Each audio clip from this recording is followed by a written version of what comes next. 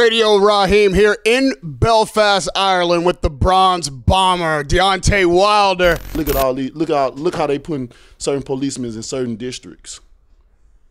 Yeah, I had a conversation with a young officer in Atlanta, and they got him in Bankhead out of all places. And he's young with a family and married.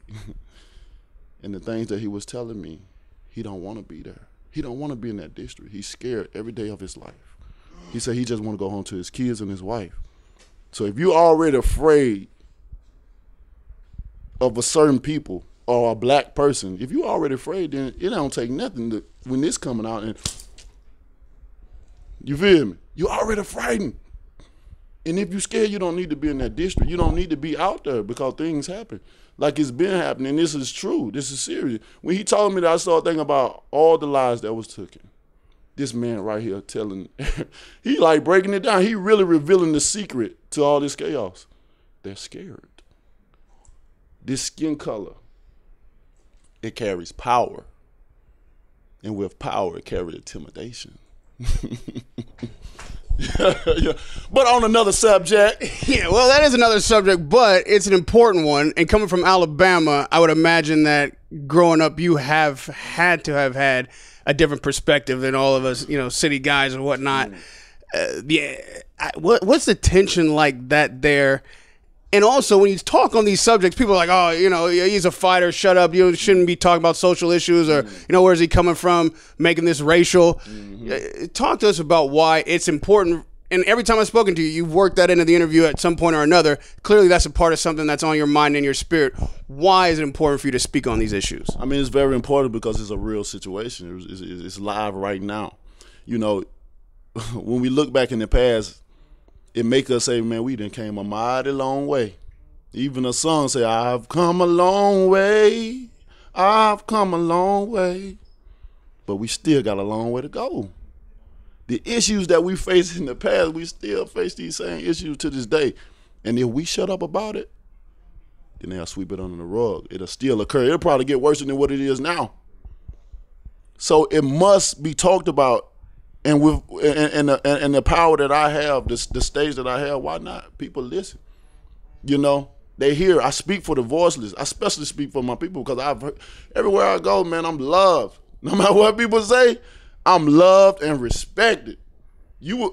Man, I done seen some things over me. You know what I mean? Man, I don't understand how people love me so much because I'm just being me. I'm just being real. And people feel like I speak for them when I say things about this because it's a real situation. The little people that looking in, you know, they may not go through this thing. They definitely, the ones that want people to start talking about this subject are the ones that are not infected in it. You know what I mean? So it's easy to say, stop talking about it. Well, if y'all guys stop talking about it, that ain't true. As long as we continue to talk about it, it's going to bring a change because if that person wasn't woke, he going to be woke at some point of time in his life. And it may be today. It may be tomorrow. But you continue to talk about it, it's going to come out. It's just like history. Our history is forever lost. We have to pay money to find out our history. And when I talk about this shit make me so sad. It almost make me shed tears because sometimes I still look at pictures to this day and see a black man hung when his hands tied behind his back with fire coming up off his feet. I'm like, God damn, how many ways you trying to kill him? He already can't free himself, but you still put fire on his feet too? When I look at that, that's my people. He could, you know, the generation down, that could somebody be a relative to me. I always think about what have we done as a species or as people? What have we done so much for people to hate us? Why? Why? What? Why? I don't understand it. And for that reason of me not understanding, I know a lot of people don't understand it. And if you ain't lived in it, or if you ain't lived in the skin like this, you'll never understand it. That's why I speak for it, and I'll continue to speak for it until my people finally wake up and understand and realize what we do to ourselves affects us. And once we become great, once we start loving each other, helping each other, holding each other's hand, picking each other's up, hey man, give me a hug, brother. That ain't, giving another man a hug don't make you nothing lesser. It don't make you nothing else unless you want to think that. That ain't being gay or nothing like that. That's showing your man, and that's what is programmed in our heads, that certain things are gay or that ain't cool or that's corny and shit. Well, fuck you then.